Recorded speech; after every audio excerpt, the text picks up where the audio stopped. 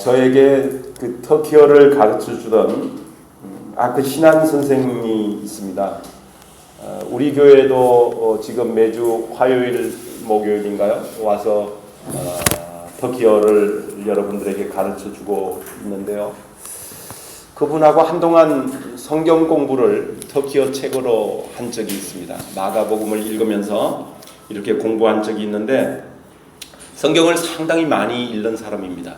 그래서 성경 내용을 잘 압니다. 그가 한 번은 저에게 이렇게 질문을 했어요. 목사님, 그 하나님이 바뀐 것 같습니다. 구약의 하나님과 신약의 하나님이 그 모습이 좀 바뀐 것 같습니다. 그렇게 저에게 이야기했습니다. 바뀐 것이 아닙니까? 왜 그렇게 생각을 하느냐고 물었습니다. 그랬더니 이 구절을 대는 거예요. 이 구절을 출애굽기 21장 23절, 4절, 5절 이 부분을 대면서 구약의 하나님은 눈에는 눈, 이에는 이, 원수를 갚아라, 복수를 하라 라는 그런 하나님인데, 신약의 예수님은 가르치시기를 원수를 사랑하라, 누가 너에게 한 뺨을 때리거든 다른 뺨을 돌려대어라, 이렇게 가르치시는 것을 볼 때 구약의 하나님의 모습과 신약의 하나님의 모습이 바뀐 것이 아닙니까? 그렇게 이야기를 했습니다. 유대인들도 이 성경 구절을 오해를 했고, 그리고 흔히 기독교에 대해서 일상적으로 상식적으로 아는 많은 사람들이 이 성경 구절에 대해서 오해를 하는 그런 부분입니다. 구약의 하나님은 눈에는 눈, 이에는 이, 복수해도 괜찮고 복수하라고 하신 그런 하나님이다, 이렇게 흔히들 오해를 합니다. 근데 사실은 구약의 이 출애굽기 21장, 22장, 23장까지는 사람과 사람과의 관계에 있어서 약한 자, 연약한 자들이 억울한 일을 당하지 않도록 하나님께서 배려하시고 보살피시는 그런 말씀이 기록되어져 있습니다. 여러분, 출애굽기 20장은 십계명이 기록되어 있는 장입니다. 그 십계명은 하나님의 백성들에게 주신 계명입니다. 출애굽기 20장 전반부에서 십계명을 주시고 난 다음에 출애굽기 20장 21절부터 26절까지는 하나님의 백성들이 하나님을 어떻게 섬길 것인가를 기록을 해 주셨습니다. 그리고 난 다음에 이제 21장에 넘어와서는 사람과 사람과의 관계에서 억울한 일이 생기지 않도록 세칙, 법규, 율례, 규범을 주는 것입니다. 우리 하나님은 공의로우신 하나님이십니다. 공평하신 하나님이십니다. 모든 사람들을 약자나 강자나 많이 가진 자나 못 가진 자나 동일하게 사랑하시면서 그들이 억울한 일을 당하지 않도록 그렇게 구체적으로 세밀하게 말씀으로 기록을 해 놓으신 분이십니다. 그러므로 이 공의롭고 공평하신 하나님을 섬기는 저와 여러분은 삶 속에서 공평하고 공의롭고 정의롭게 모든 일들을 처리하려고 애를 써야 됩니다. 그래서 억울한 사람이 생기지 않도록, 연약한 자들이 억울함을 당하지 않도록 매사에 공의롭고 정의롭게 모든 일을 처리해야 됩니다. 왜 하나님께서 눈에는 눈, 이에는 이라고 이렇게 말씀하셨느냐 하면, 사람이 어떤 잘못을 하면 반드시 그 잘못을 용서하더라도 보상은 해야 된다, 배상은 해야 된다라고 하는 것이 하나님의 원칙입니다. 그리고 또한 이 말씀을 주신 것은 사사롭게 복수하거나 사사롭게 그 보상을 물으라고 하는 것이 아니고, 이 법은 이스라엘 나라, 하나님이 다스리시는 하나님의 공동체의 나라가 건국함에 있어서 나라를 건국하는데 최소한 이 정도의 법은 지켜져야 한다라고 해서 사회 공의법으로, 공공의 법으로 주신 것입니다. 그래서 이 법을 사사롭게 개인적인 원한을 갖거나 복수하는데 이 법을 적용하면 잘못 적용을 한 것입니다. 나라를 건국함에 있어서 한 공동체가 세워져 나감에 있어서 최소한 이 정도는 지켜져야 한다라고 해서 하나님께서 출애굽기 21장, 22장, 23장의 법규를 주시는 것입니다.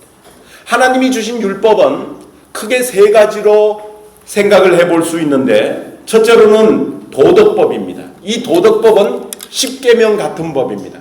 이것은 세월이 흘러도 기간이 지나도 변치 않고 똑같이 동일하게 적용되는 법이 도덕법입니다. 대표적인 것이 십계명이죠. 십계명은 아무리 세월이 흘러도 인간에게 기본적으로 하나님이 주신 계명이기 때문에 동일하게 적용되고 변하지 않습니다. 그런데 또 다른 법이 있습니다. 그것은 뭐냐면 시민법이라는 것입니다. 시민법. 이 시민법은 시대적인 백성의 규례입니다. 대표적인 것이 출애굽기 21장부터 23장 사회적인 규범입니다. 하나님의 사랑과 공의를 근본으로 해서 그 사회 공동체가 어떻게 공의롭고 정의롭고 평등한 것을 이루어 가겠는가 하는 것입니다. 십계명을 근거로 해서 시민사회가 어떻게 살아가야 될 것인가 라는 것을 구체적으로 기록을 해놓는 법인데, 이 법은 절대적인 것이 아닙니다. 시대와 상황과 환경에 따라서 변화될 수 있고 다르게 적용을 할 수 있고 다르게 해석을 할 수 있는 것이 바로 출애굽기 21장부터 23장입니다. 또 한 가지 하나님의 법이 있는데 그것은 뭐냐면 의식법입니다. 의식법은 레위기에 기록되어 있는 제사의 법입니다. 이것은 구약에서 하나님이 하나님을 섬기는 6개의 제사를 이야기했습니다. 그런데 예수님이 오셔서 자신의 몸으로 단번에 십자가에서 그 제사를 지냄으로 말미암아 이 6가지 제사를 예수님이 한 번에 완성을 시키셨습니다. 그래서 레위기에 기록되어 있는 이 6가지의 이 제사에 대한 법은 이미 예수님으로 말미암아 완성이 되셔서 성취가 되었습니다. 그래서 신약 시대에는 더 이상 이 레위기의 제사를 드리지 않습니다. 이것을 의식법이라고 합니다. 이건 완성된 것입니다. 그래서 우리는 신약 시대에는 예수 그리스도의 이름으로 예수 그리스도 앞에 예배를 드림으로 말미암아 우리는 이 레위기에 기록되어 있는 의식법을 지켜 나가는 것입니다. 그래서 도덕법, 십계명은 절대 불변이다. 이거는 세상 처음부터 끝까지 계속적으로 절대 규범으로 적용되는 것이다. 하나님이 적용을 시킵니다. 모든 사람에게. 살인하거나 간음하거나 도적질하거나 하는 것은 죄입니다. 이거는 죄입니다. 그런데 그 사회 규범이나 또 의식법 이런 것들은 시대나 상황이나 환경에 따라서 재해석될 수도 있고 그리고 변하는 것입니다. 그래서 과거에는 뭐 제사를 이렇게 지내고 양을 잡아 바치고 그랬는데 오늘날을 기독교에서는 양을 잡아 바치거나 제사를 지내거나 그러지 않고 그냥 예수 그리스도께서 완성해 놓으신 그 단번에 드린 제사 앞에 그냥 함께 예배를 드리는 것입니다. 그래서 오늘 우리가 살펴보는 이 법은 이스라엘 백성들이 하나님의 나라의 공동체를 이루어 나가면서 하나님의 정의와 공의를 생각하면서 우리가 살아가는 사회와 생활 속에 어떻게 하면 정의롭고 공의로운 것을 이루어 나갈 수 있겠는가 하는 것을 생각을 하는 것입니다. 특별히 1절부터 8절까지는 종에 대한 규례입니다. 종에 대한 규례. 어떤 히브리 사람이 종이 되었다. 그러면 6년 동안 열심히 주인을 섬길 것이요 제7년째는 자유롭게 되어진다라는 그런 법이 있습니다. 그러니까 안식년을 주는 것이고요. 그 히브리 노예를 해방시켜 자유를 주는 것입니다. 어떤 노예든지 평생 그 히브리인이 노예가 되는 것이 아니고 6년 동안 섬기고 7년째는 자유롭게 해방되어지는 것이 유대인들이 하나님이 세우신 법입니다. 왜 하나님께서 이 법을 주셨는가 하니 억울하게 노예가 되는 사람들이 있습니다.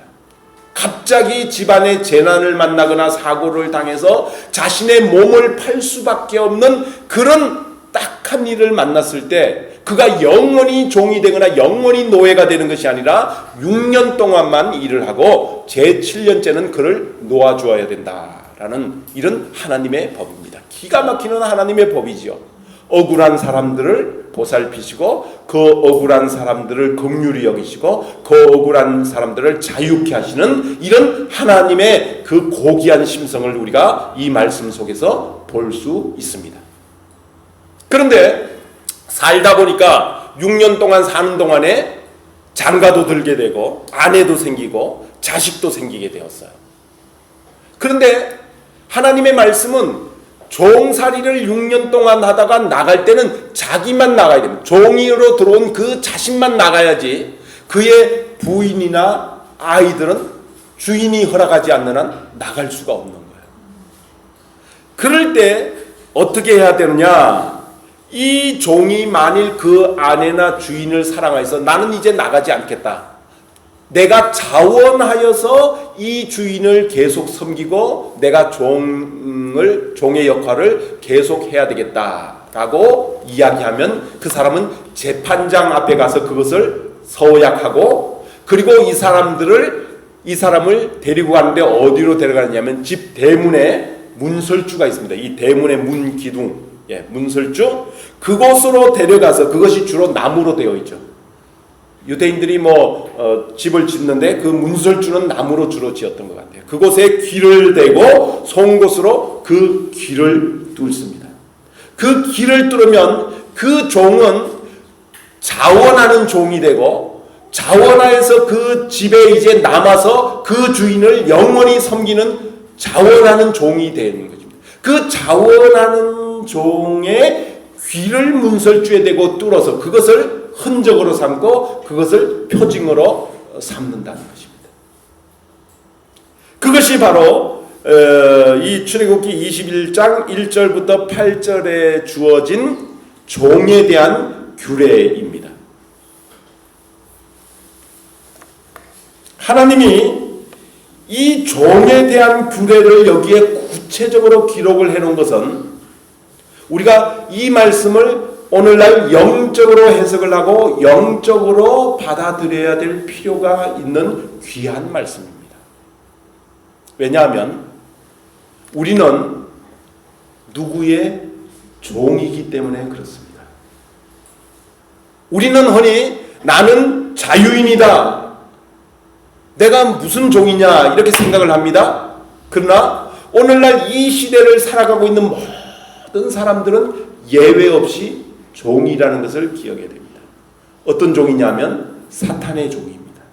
원수 마귀의 종입니다. 악한 사탄의 종입니다.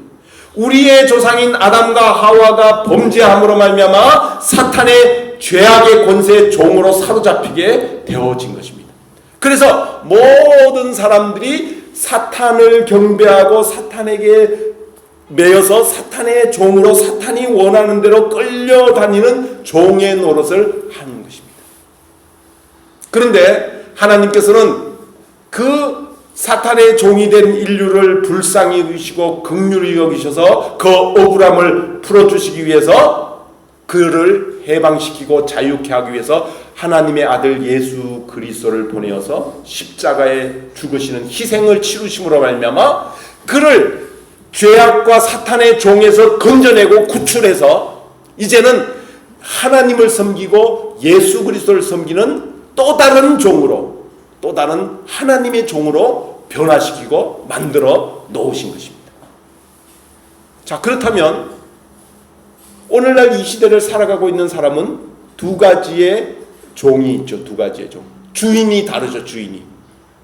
원수마귀 사탄을 계속적으로 주인으로 섬기는 그런 종이 있는가 하면 이제는 예수 그리스도 안에서 구원함을 받아 참된 자유를 누리면서 하나님을 섬기는 그리스도인의 종이 있죠. 과거는 원수마귀 사탄의 종이었다면 이제는 예수 그리스도를 내가 믿음으로 말미암아 자원하여서 내가 예수 그리스도를 믿기로 자원하여서 예수 그리스도를 받아들임으로 말미암아 자원하여서 하나님을 섬기는 하나님의 종이 있는 것입니다. 자, 구약으로 이 말씀을 적용하면 그리스도를 믿기로 작정을 하고 그리스도를 받아들여서 내가 자원하여서 하나님의 종이 되었다면 그 사람은 이제는 문설주로 끌고 가서 데리고 가서 그 귀를 잡고 송곳으로 그 귀를 뻥 뚫리는 것입니다. 여러분, 우리는 나 자신은 여러분 한번 생각해 보십시오. 여러분은 나 자신은 누구의 종으로 지금 살고 있는가 하는 것을 한번 생각해 봐야 됩니다. 여전히 과거에 죗값으로 팔려와서 그 주인을 섬기고 잘못된 주인을 섬기고 원수마귀 사탄의 제약을 섬기고 있는 그런 종인가? 아니면 이제는 내가 하나님을 섬기고 예수 그리스도를 믿고 따르기로 사랑의 법을 따라서 살기로 자원하는 그리스도인의 종인가? 내가 이제 자원하는 그리스도인의 종이라면 내 귀에, 영적인 내 귀에 문설주에서 송곳으로 뚫린 귓뚫림이 있어야 된다는, 귓뚫림의 흔적이 있어야 된다라는 것입니다.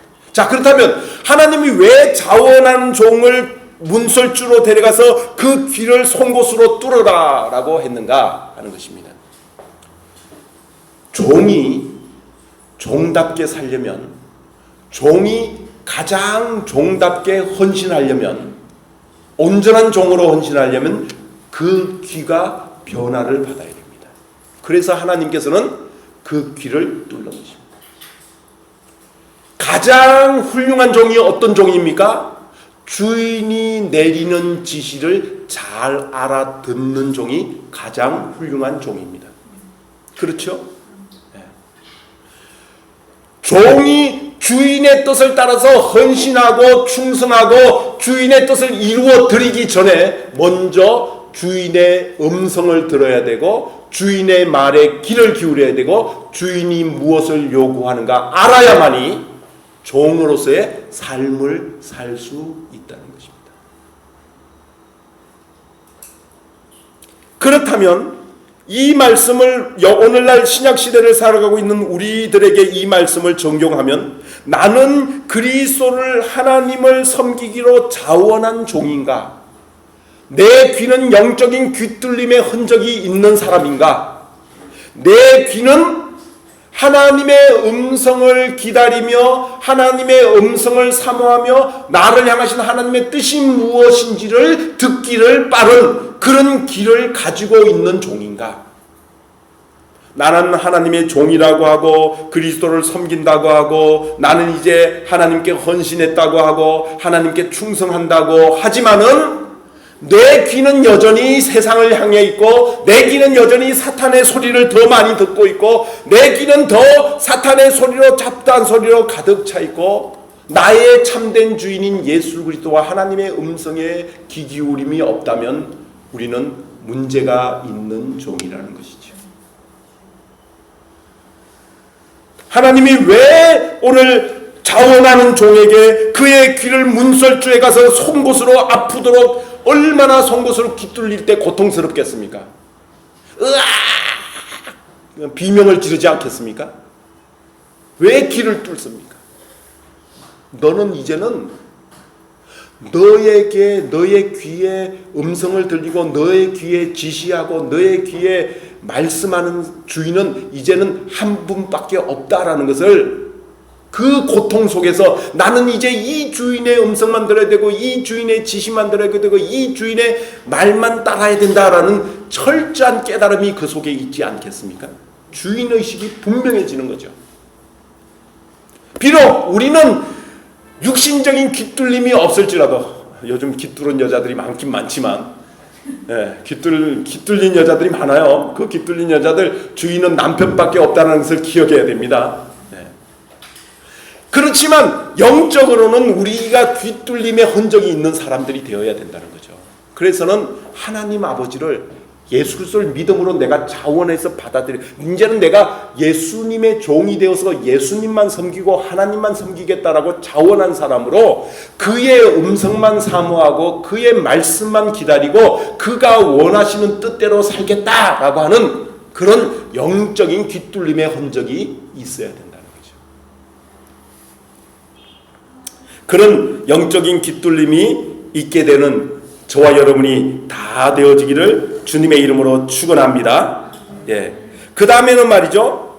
12절 말씀부터 보면 상해한 사람, 상해. 다른 사람을 상하게 했다거나 다른 사람을 죽였다거나 그런 상해를 했을 경우 어떻게 되는가 하는 것이 12절부터 나오는 법입니다.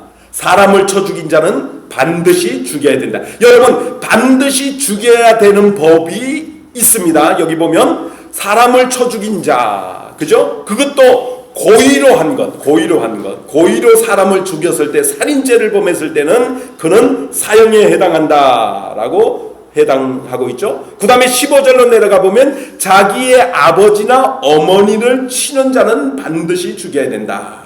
예. 하나님의 말씀에 부모를 치는 자를 반드시 죽여야 된다고 이야기를 하고 있죠. 근데 오늘날 이 법은 구체적으로 적용을 하고 있지 않죠. 세대가 너무 악하니까. 근데 옛날에는 이 법을 그대로 적용을 했어요. 왜 그런 줄 아세요, 여러분? 부모는 하나님의 대리자로 생각을 했기 때문에 그래요.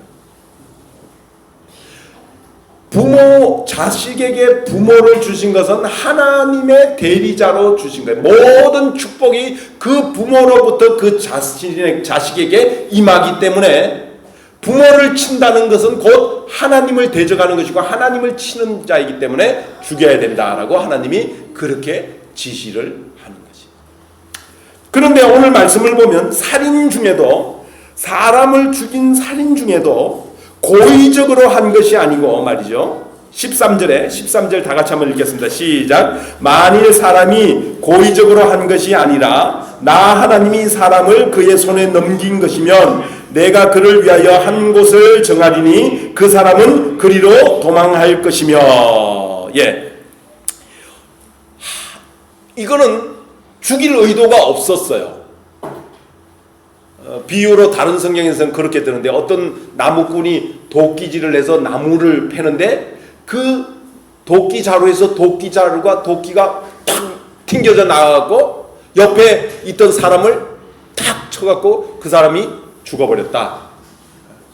이거는 일을 하고 작업을 하는데 여러분, 일을 하고 작업을 하다가 사고가 나서 그걸 과실치사라고 하는데요. 사람이 죽었단 말이에요.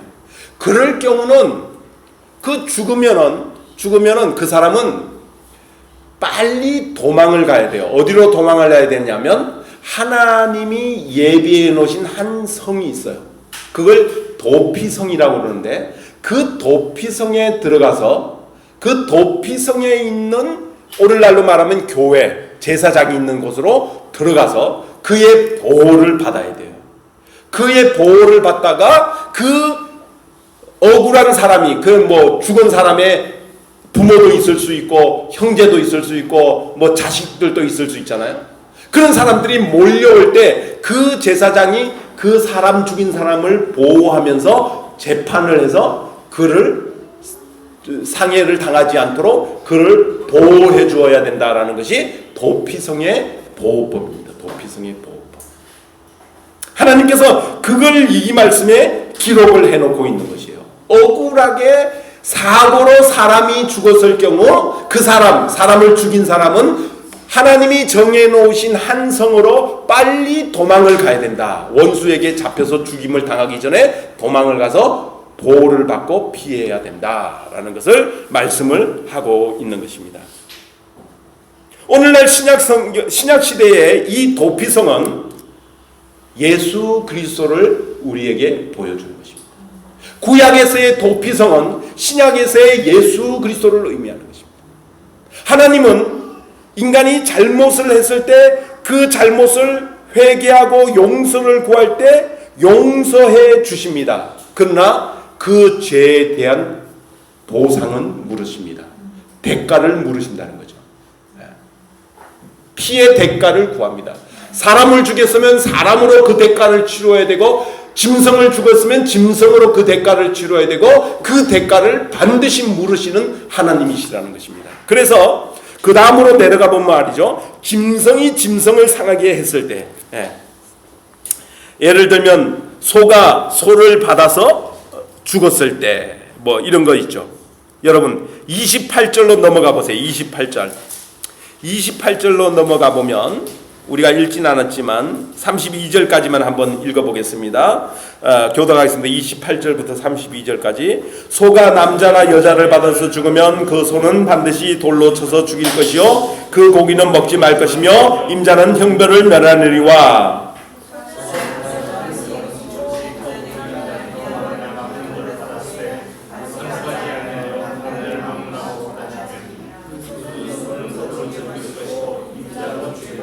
만일 그에게 속죄금을 부과하면 무릇 그 명령한 것을 생명의 대가로 낼 것이요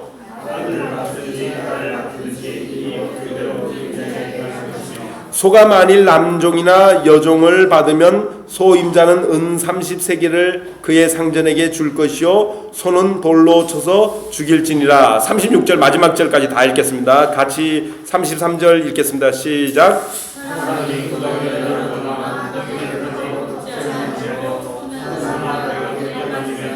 그 구덩이 주인이 잘 보상하여 짐승의 임자에게 돈을 줄 것이요 죽은 것은 그가 차지할 것이니라.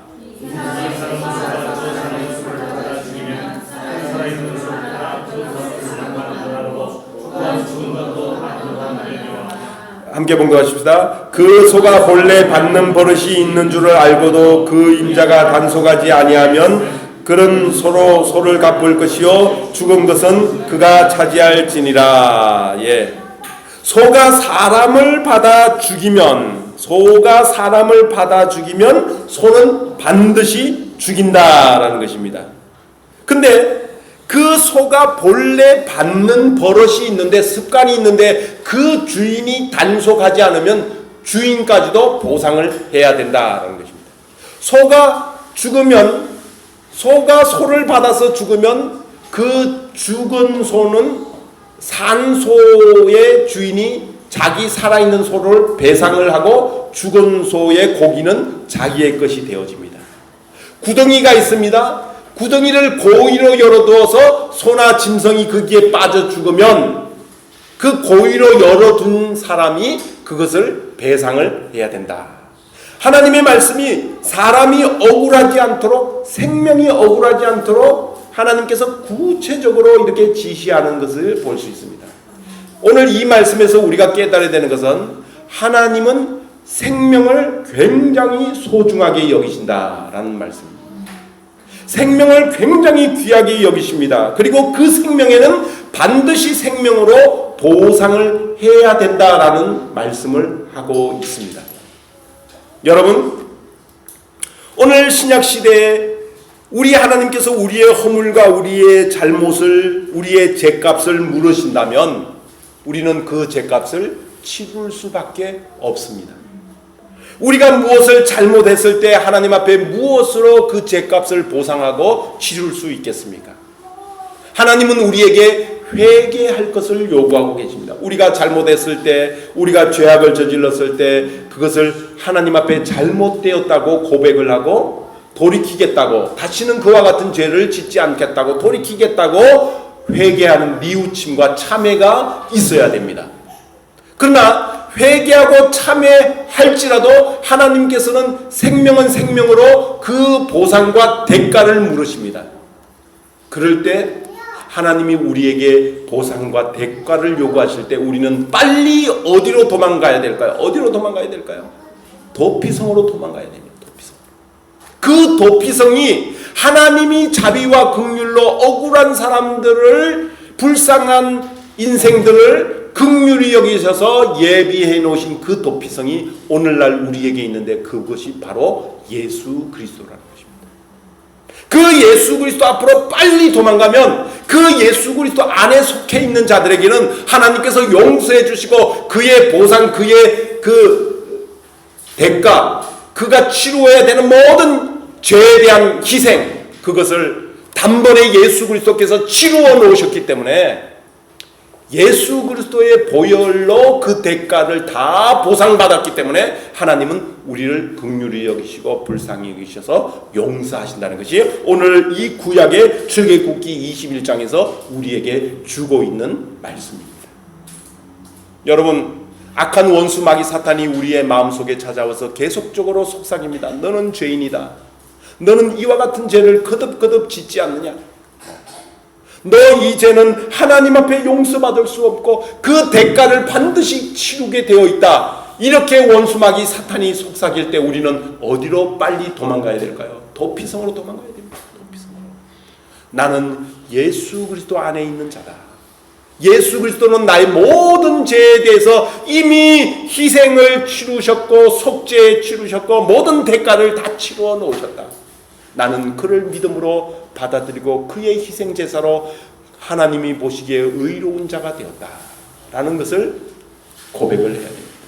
그래서 우리가 잘못이 생각날 때, 우리의 죄악이 드러날 때, 우리의 허물과 우리의 부끄러운 모습들이 있을 때 우리는 회개해야 되고 다시 한 번 더 그리스도 예수 앞으로 나가야 되고 그리스도 예수의 도피성으로 나아가야 됩니다.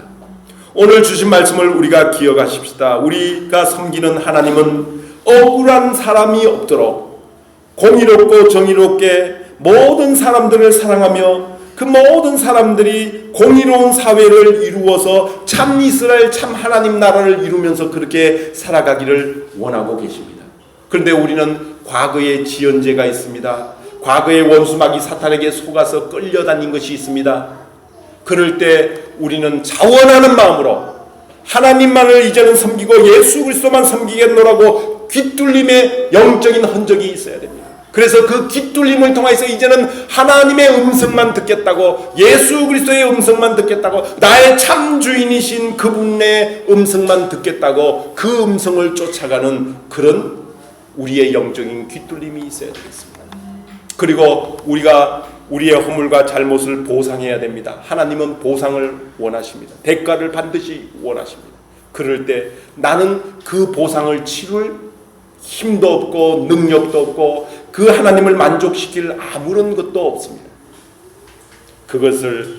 그런 하나님의 보상을 요구하실 때 우리는 빨리 도피성으로 도망가서 예수님이 이미 다 대가를 치러 놓으셨다고, 이제는 예수님이 원하시는 대로 살겠다고, 말씀을 쫓아서 살겠다고 그렇게 다시 한 번 더 결심하고 결단하는 저와 여러분이 되어지기를 주님의 이름으로 축원합니다. 기도드리겠습니다. 하나님 아버지, 억울한 자를 불쌍히 여기시고 약한 자들이 그들의 허물과 잘못 이상으로 대가를 치르지 않도록 그 약한 자들을 보호하시는 긍휼히 여기시는 하나님의 모습을 오늘 말씀을 통해서 보게 하시니 감사합니다. 세상 사람들이 이 말씀을 잘못 해석하여서 눈에는 눈, 이에는 이, 원수를 갚으라는 이런 말씀으로 해석을 하지만 하나님께서 이 말씀을 주신 참된 의도는 정말 약하고 연약하고 억울한 일을 당하는 사람들이 그 이상의 대가를 치르지 않도록 하나님께서 그들을 제한해 놓으신 법이라는 것을 우리가 다시 한 번 더 깨닫습니다. 하나님, 자원하는 종이 될 때 그 귀를 문설주에서 뚫었던 그런 고통과 아픔을 우리가 기억합니다. 하나님, 오늘날 이 시대를 살아가고 있는 우리가 어느 주인을 섬기는 종인지 우리의 신분을 바르게 하여 주시옵소서. 하나님, 더 이상 세상 원수마귀 악한 사탄에게 사로잡혀서 거기에 끌려다니는 죄악의 종이 아니라 하나님의 종으로, 예수 그리스도의 종으로 우리를 사랑하신 주님의 음성에 귀를 기울이며 주님의 뜻을 깨닫고 주님의 뜻을 이루어드리는 그런 자원하는 하나님의 종들이 다 되어질 수 있도록 축복하여 주시옵소서. 하나님, 우리 주위에